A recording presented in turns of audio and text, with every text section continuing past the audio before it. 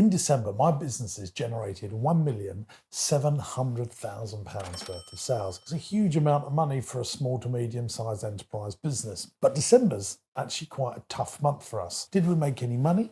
Yeah, we made a small amount, and if you stick around this video, I'll tell you exactly how much we made. I think it's really interesting for me to just tell you where some of that £1.7 million goes, break down what it actually costs to run a business that employs 1,000 people and where all the cash goes. Well, those people need paying. We've got lots of full and part-time staff, but it all adds up to a big amount of money. Our wage bill is around £750,000. So if you're watching this video, you'll know straight away out of that £1.7 million worth of turnover, we're left with £950,000 once we've paid the wages. Then again, there's the rent, the rates, all of the electrics and the overheads. So just running the overheads around another £300,000. That's all the utilities, that's business rates, rents or commercial mortgages for the properties that we own. Straight away, £1,050,000's gone. We've left with £650,000. Then we've got the essential products and services that we buy in. Lots of food to run our day nurseries and our attractions, uniforms to buy, cleaning equipment, toilet rolls and blue rolls. I spent about £300,000 as well as stock. Now, stock does go into our balance sheet and that's a value, and so that might be a good way of adding back to profit. But I wanted to actually show you what we was throwing out in terms of cash flow. So that's another £300,000, which just left us with another few £100,000. Out of that few £100,000, there's other stuff. There's always repairs, maintenance, renewals, and other costs and products. I don't want to break that down too much, but trust me, another £250,000 went, and we was left with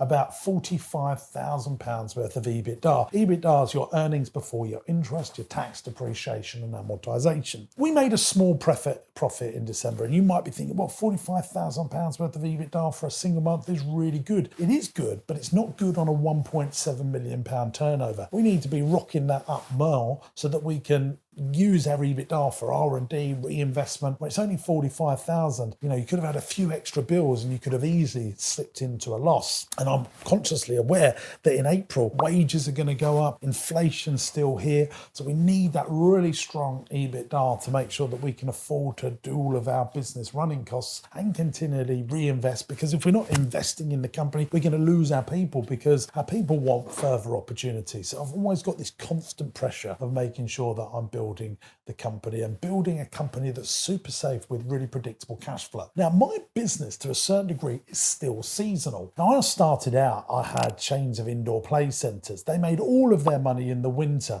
and hardly any money in the summer. And I think I've worked too hard on that over the years. I went and bought some outdoor attractions. I also went and bought an ice cream parlour and an ice cream factory that makes ice cream. And that makes all of their money between the months of March and the end of October. And October being a really good month for our outdoor attractions, and we actually sell a lot of ice cream in October. November, December, January, February and March are the toughest months for us now. It's not so tough it's a disaster. We do have some really good things like our Father Christmas experience, but it's not strong enough to cover the rest of the business. In that 1.750 million turnover that I spoke about that we took in December, 750,000 of that was just our Christmas event. So all of our play centres, all of our day nursery and our ice cream company contributed that other £1 million of turnover. So it's not enough to keep everyone paying. And in fact, if we didn't have that Father Christmas experience, which standalone makes about £250,000 contribution to our business, then we would have lost a serious amount of money. Now, if you've got a seasonal business, you might think, oh, that's okay. You know, as long as you make loads in the summer, you bank all the cash, you can get through the dark times. Well, I don't want it to be like that. I want my business to be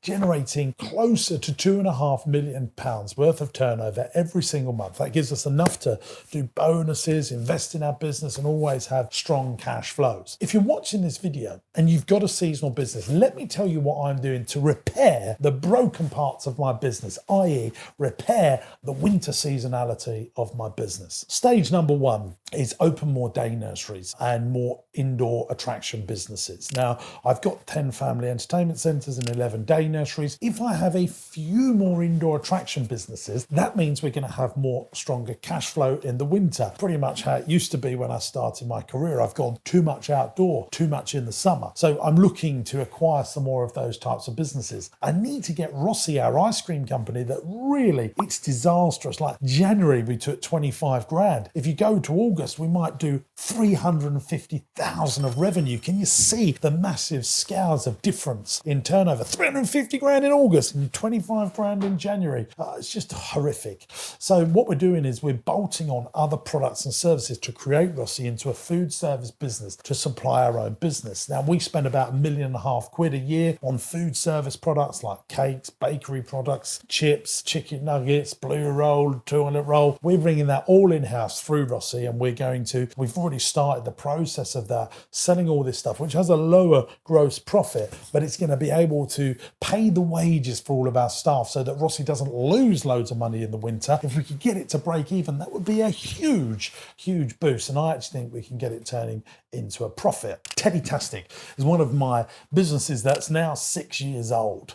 Again, talking about its seasonality, just 5 years ago, we used to make all of our money really in 2 months, September, October and November, because we supply lots of Christmas grottos, and we still do that business today. Problem is, we take all that money and do all that activity in September, October, because they're opening usually in the middle of November. The last part of November and all of December and January and February loses us shed loads of cash. Now we've got a team and a warehouse, so I've got to solve that problem. We've got a number of ways that we can do this. We can expand the product range. We're going heavily into arts and crafts. We make loads of slime products and sand art products, and those customers that we supply, holiday parks, zoos, visitor attractions, they really buy, you've guessed it, between March and October. So we've got shed loads of sales and cash coming in and hardly anything in that other quarter of the year. And they're buying repeatable from us. So we've got to come up with products and services that they might want to buy in that last quarter. But actually, the real win is building a direct-to-consumer business, because at the moment, we're a wholesale business. We supply these holiday parks wholesale,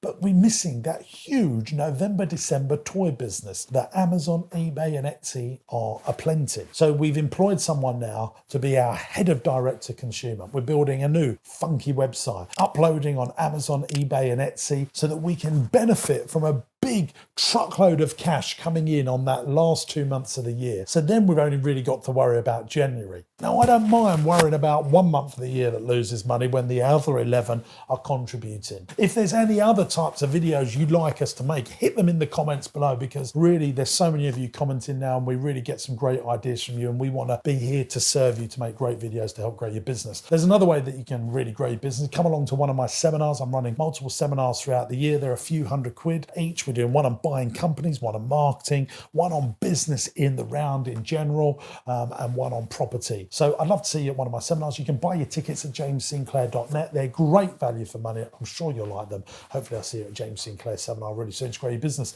See you in the next video. Bye-bye.